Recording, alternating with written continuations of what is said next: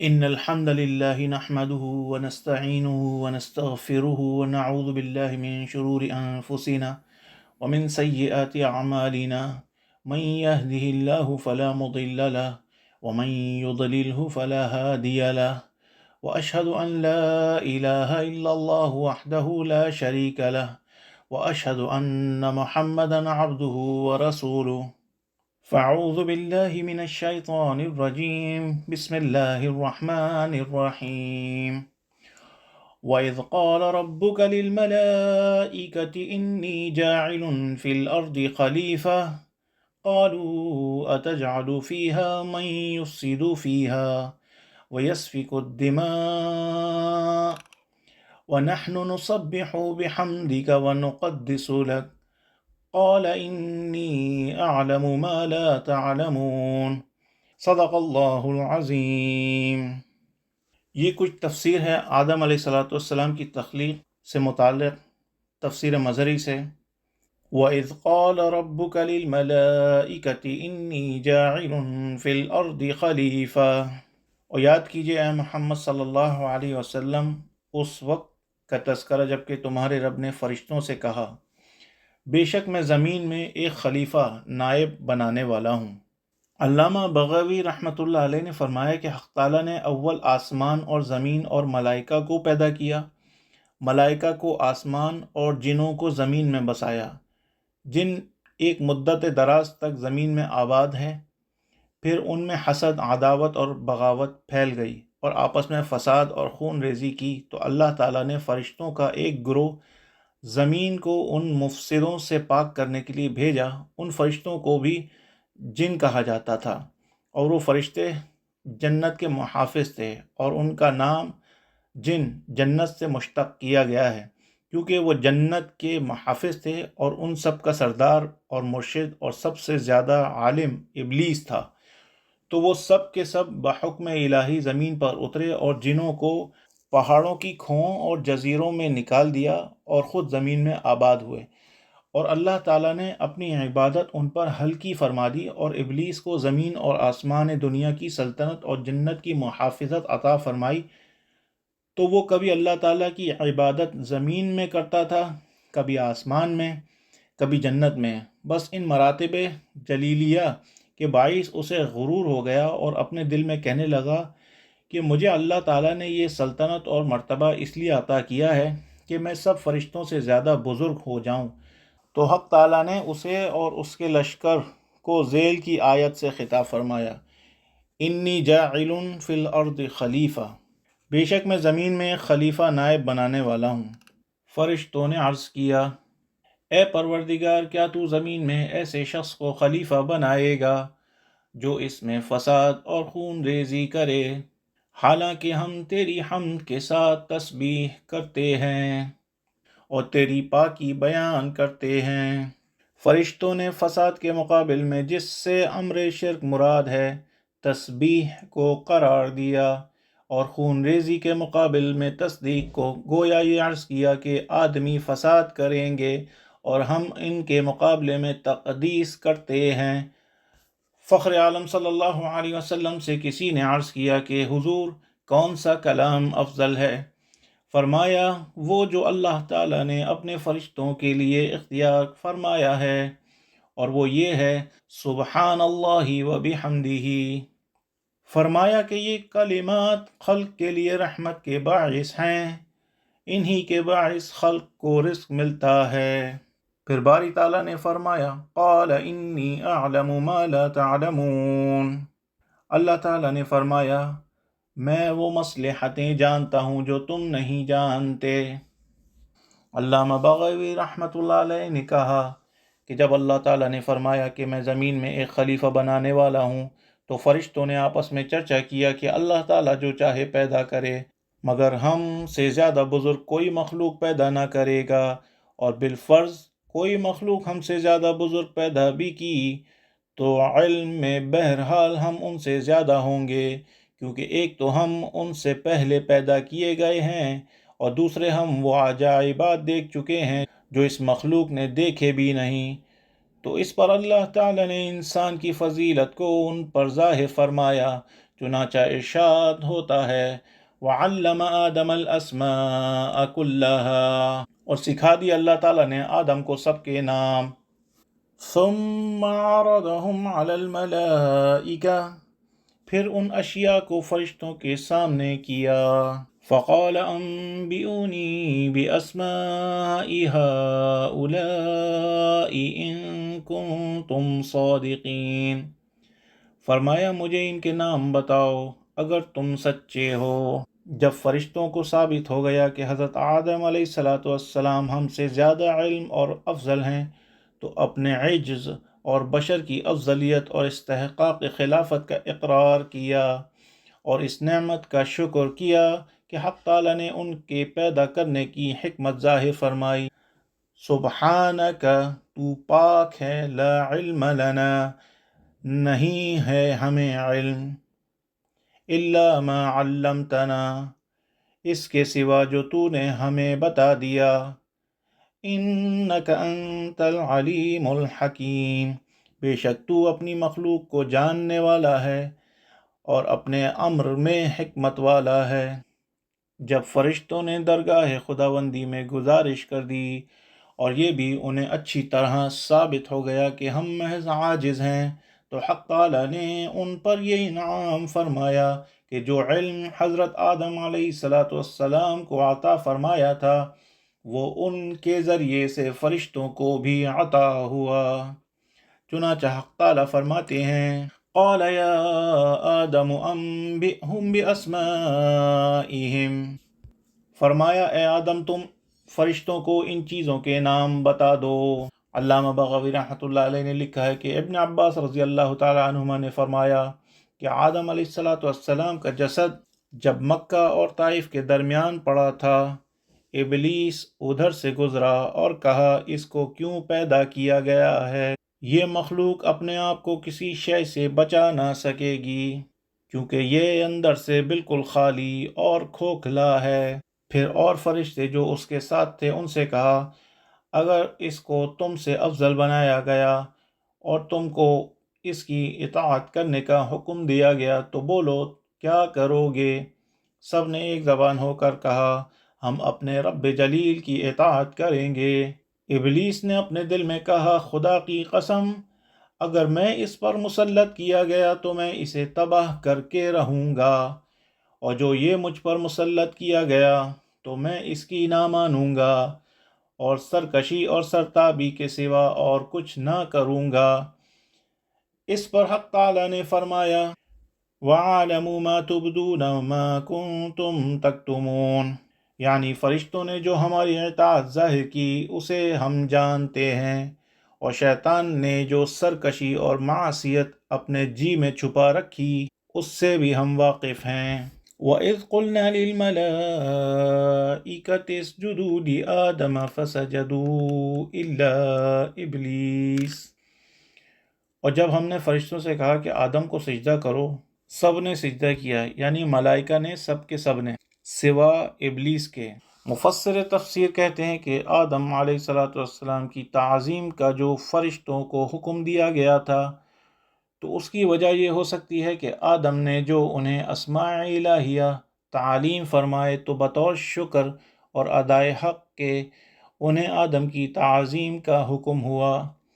رسول اللہ صلی اللہ علیہ وسلم نے فرمایا کہ جس نے آدمی کی شکر گزاری نہیں کی اس نے اللہ کا بھی شکر نہیں کیا. سب نے سجدہ کیا سوائے ابلیس کے، اس نے انکار کیا یعنی سجدہ کرنے سے رکا. واستکبر، اور بڑا بنا، یعنی اس بات سے بڑائی ظاہر کی کہ آدم کی تعظیم کرے یا انہیں حق تعالیٰ کی عبادت کا ذریعہ بنائے. وَكَانَ مِنَ الْكَافِرِينَ، اور تھا یعنی اللہ کے علم میں اول سے کافر، یا یہ معنی کہ اب ہو گیا کافروں میں سے، اور ترک واجب کی وجہ سے کافر نہیں ہوا کیونکہ ترک واجب کفر نہیں، بلکہ حق تعالیٰ نے جو اسے حضرت آدم علیہ السلام کے سجدہ کرنے کا حکم دیا تو اس نے اس حکم کو قبیح سمجھا اور استخفاف کیا اور اپنے آپ کو ان سے افضل سمجھا. چنانچہ انا خیر منہ، یعنی میں اس سے بہتر ہوں بول اٹھا، اس لیے کافر ہوا. اللہ تعالیٰ فرماتے ہیں ہم نے کہا اے آدم تم اور تمہاری بیوی بہشت میں رہو۔ بغوی رحمۃ اللہ علیہ نے فرمایا کہ جنت میں حضرت آدم علیہ السلام کا کوئی ہم جنس نہ تھا، اس لیے اکثر ان کی طبیعت ہم جنس نہ ہونے کی سبب گھبرایا کرتی تھی۔ ایک دن وہ سو رہے تھے، اللہ تعالیٰ نے ان کی بائیں جانب سے حضرت حوا علیہ السلام کو پیدا کیا۔ جب سو کر اٹھے تو دیکھا کہ سر کے قریب ایک خوبصورت عورت بیٹھی ہیں۔ حضرت آدم علیہ السلام نے پوچھا، تو کون ہے؟ انہوں نے جواب دیا، میں حوا آپ کی بیوی ہوں۔ اللہ تعالیٰ نے مجھے اس لیے پیدا کیا ہے کہ آپ کو میری وجہ سے آرام ہو اور مجھے آپ کی وجہ سے چین ہو۔ وَكُلَا مِنْهَا رَغَدًا حَيْثُ شِئْتُمَا، اور اس میں سے با فراغت کھاؤ جہاں کہیں سے تمہارا جی چاہے۔ وَلَا تَقْرَبَا هَذِهِ الشَّجَرَةَ فَتَكُونَ مِنَ الظَّالِمِينَ، اور اس درخت کے پاس نہ پھٹکنا، اگر ایسا کرو گے تو اپنی جانوں کو نقصان دینے والوں میں سے ہوگے۔ حکم میں قوت پیدا کرنے کے لیے درخت کے پاس جانے سے منع فرمایا، ورنہ مقصود اس کے کھانے سے منع کرنا تھا، اور نیر اس لیے منع فرمایا کہ کسی شے کے پاس جانے سے اس کی طرف خواہش اور رغبت ہوتی ہے، اور فرط خواہش میں حکم شرع بھی یاد نہیں رہتا۔ اس آیت سے یہ مسئلہ مستنبط ہوتا ہے کہ جو چیز معصیت کے قریب کرنے والی ہے وہ مکروہ ہے، اور شجر کے بارے میں اختلاف ہے کہ آیا وہ کون سا شجر درخت تھا۔ حضرت ابن عباس رضی اللہ تعالیٰ عنہ یہ کہتے ہیں کہ وہ گیہوں کی بال تھی۔ ابن مسعود رضی اللہ تعالیٰ عنہ سے منقول ہے کہ انگور تھا۔ ابن جریح کہتے ہیں کہ انجیر تھا۔ حضرت علی رضی اللہ تعالیٰ عنہ سے مروی ہے کہ کافور تھا۔ فَأَزَلَّهُمَا الشَّيْطَانُ عَنْهَا فَأَخْرَجَهُمَا مِمَّا كَانَا فِيهِ، پھر پھسلا دیا شیطان نے انہیں وہاں سے، پس نکلوا دیا دونوں کو اس آرام سے کہ جس میں تھے۔ اس بارے میں اختلاف ہے کہ جب شیطان بارگاہ خداوندی سے ملعون اور راندِ درگاہ ہوا اور اسے نکل جانے کا حکم ہوا تو پھر کس طریق سے اسے آدم تک رسائی ہوئی، کیونکہ وہ تو جنت میں تھے۔ علامہ بغوی رحمۃ اللہ علیہ فرماتے ہیں کہ جب ابلیس نے آدم اور حوا کو بہکانے کے لیے جنت میں جانے کا ارادہ کیا تو اسے جنت کے نگہبانوں نے روکا، تو اس کے پاس سانپ آیا۔ چونکہ ابلیس کی پہلے اس کے ساتھ دوستی تھی اور یہ سانپ کل جانوروں سے زیادہ خوبصورت تھا، اس کے چاروں پاؤں مثل اونٹ کے تھے اور یہ بھی جنت کا محافظ تھا۔ ابلیس نے کہا، تو مجھے اپنے منہ میں رکھ کر جنت میں پہنچا دے۔ اس نے قبول کیا اور منہ میں لے کر چلا۔ جب جنت کے اور محافظ ملے تو انہیں کچھ خبر نہ ہوئی کہ ابلیس اس کے منہ میں بیٹھا ہے۔ یہ اس طریق سے جنت میں چلا گیا۔ حسن نے کہا کہ آدم اور حوا اکثر جنت کے دروازے پر آیا کرتے تھے۔ ایک روز جو وہ معمول کے موافق آئے تو شیطان نے انہیں بہکا دیا۔ علامہ بغوی رحمۃ اللہ علیہ نے فرمایا کہ جب حضرت آدم علیہ السلام جنت میں گئے تو بولے، کیا خوب ہو جو ہمیشہ اس میں رہا کریں۔ پھر جب کہ شیطان جنت میں آدم اور حوا کے پاس جا کھڑا ہوا تو انہیں خبر نہ تھی کہ یہ ابلیس ہے۔ یہ بات سنتے ہی بے اختیار زار و قطار رونے لگا، اور اتنا رویا اور نوحہ کیا کہ ان دونوں پر بھی رقت طاری ہو گئی۔ سب سے پہلے نوحہ کرنے والا ابلیس ہے۔ جب آدم اور حوا نے اس کے نوحہ وزاری کو دیکھا تو بولے، کیوں روتا ہے؟ ابلیس نے کہا، مجھے تمہارے ہی اوپر رونا آتا ہے کہ اب تم دونوں مرو گے اور جنت کی نعمتیں تم سے چھوٹ جائیں گی۔ یہ خبر و وحشت اثر سن کر آدم اور حوا کو بھی اثر ہوا اور دونوں کے دونوں غمزدہ ہو گئے۔ جب ابلیس لعین نے دیکھا کہ میرا جادو اثر کر گیا تو چارہ گری کے لہجے میں کہنے لگا کہ خیر، جو مقدر میں ہے وہ تو ہو کر ہی رہے گا، لیکن اب میں تمہیں ایک تدبیر بتاتا ہوں، اور وہ یہ ہے کہ فلاں درخت کھانے سے ہمیشہ کی زندگی نصیب ہو جاتی ہے۔ حضرت آدم علیہ السلام نے انکار کیا اور کہا کہ میں اس درخت کو کبھی نہ کھاؤں گا۔ جب اس نے دیکھا کہ میرے ہاتھ سے شکار نکلا تو بولا، خدا کی قسم میں تمہارا خیر خواہ ہوں، اس میں کوئی حرج کی بات نہیں۔ آدم اور حوا اس لعین کی باتوں میں آ کر دھوکہ کھا گئے اور خیال کیا کہ بھلا ایسا کون ہے جو خدا کی جھوٹی قسم کھائے۔ آخر کار پہلے تو حضرت حوا نے پیش قدمی کی اور جا کر اسے کھا لیا، پھر حضرت آدم نے کھایا۔ سعید بن المسیب رحمۃ اللہ علیہ خدا کی قسم کھا کر فرمایا کرتے تھے کہ حضرت آدم علیہ السلام نے ہوش و حواس میں نہیں کھایا بلکہ حوا نے انہیں شراب پلا دی تھی، جب کہ خود نشے میں مست ہو گئے تو حوا انہیں کھینچ کر اس درخت کے پاس لے گئیں، انہوں نے کھا لیا۔ ابن عباس رضی اللہ تعالیٰ عنہ اور قتادہ رضی اللہ تعالیٰ عنہ نے کہا کہ اللہ تعالیٰ نے حضرت آدم علیہ السلام سے فرمایا، آدم، جو نعمتیں ہم نے تمہارے لیے جنت میں جائز اور مباح کر دی تھیں، کیا وہ کافی نہ تھیں جو یہ تم نے کھایا؟ آدم نے عرض کیا، خداوندہ، جنت کی نعمتیں بے شک میرے لیے بہت تھیں، مگر مجھے یہ معلوم نہ تھا کہ کوئی تیرے نام کی جھوٹی قسم بھی کھاتا ہے۔